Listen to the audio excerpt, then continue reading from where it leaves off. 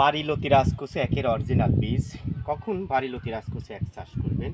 জুলাই মাসে বারিলতি রাজকচু এক চাষ করলে কি সুবিধা পাবেন? প্রিয় দর্শক, আমি মোহাম্মদ আসাদ আলী, গ্রাম তালশো পোস্ট এবং থানা বড়াইগ্রাম, জেলা নাটোর। হাজির হয়েছি বারিলতি রাজকচু একের চাষ নিয়ে সংক্ষেপে কিছু তথ্য তুলে ধরার জন্য। পাশে আমাদের বারিলতি রাজকচু একের ক্ষেত। এই জমি থেকে আমরা চারা সংগ্রহ করেছি। প্রিয় দর্শক, আমাদের চারার কোয়ালিটিগুলো দেখেন, অত্যন্ত মানসম্মত চারা। এখানে আমাদের মোট ৭,১০০ চারা রয়েছে, আপনারা দেখতে পাচ্ছেন। এই চারাগুলো যাবে সুদূর মধুপুর, টাঙ্গাইল। যিনি এই চারাগুলো নেবেন তার নাম মোহাম্মদ শফিকুল ইসলাম। তিনি গতকাল ৭,০০০ চারার অর্ডার করেছে এবং কিছু টাকা বায়না দিয়েছে। আজকে আমরা করতোয়া কুরিয়ার সার্ভিসের মাধ্যমে আমরা চারাগুলো প্রেরণ করব। দেখেন চারার কোয়ালিটি দেখেন, অত্যন্ত মানসম্মত বারিলতি রাজকচু একের বীজ। আমরা সাধারণত কোনো চারার কিন্তু গোড়া কাটি না। আপনারা দেখেন চারাগুলো, এই চারা রোপণের পর মোটামুটি ৪৫ দিনের মধ্যে লতি চলে আসবে। দেখেন এই কোয়ালিটি সম্পূর্ণ বীজ।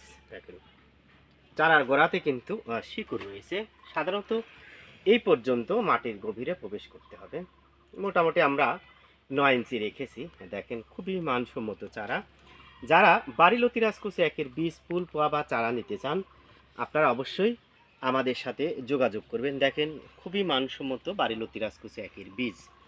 কার্যত কোনো চারার গোড়া কাটা নাই। আপনারা যদি জুলাই মাসে চারা রোপণ করেন তাহলে মোটামুটি ৪৫ দিনেই কিন্তু ফলন পাবেন। আর এই সময় যদি আপনারা চারা রোপণ করেন তাহলে মোটামুটি দীর্ঘদিন কিন্তু আপনারা লতি পাবেন। দেখেন একটা ছোট চারা, লতি বাড়ানো কিন্তু শুরু হয়ে গেছে।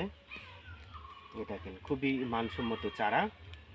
এই পাশেও কিন্তু আমরা চারাগুলো রেখে দিয়েছি। দেখেন চারার কোয়ালিটি ভালো। বীজ ভালো ফসল, সুস্থ সবল বীজ থেকে সুস্থ সবল বীজ বা ফসল আশা করা যায়। আপনারা দেখেন, যারা বারিলতি রাজকচু একের বীজ, ফুল, পোয়া বা চারা নিতে চান অবশ্যই ভিডিও স্ক্রিনে ফোন নাম্বার দেওয়া রয়েছে, আপনারা যোগাযোগ করবেন।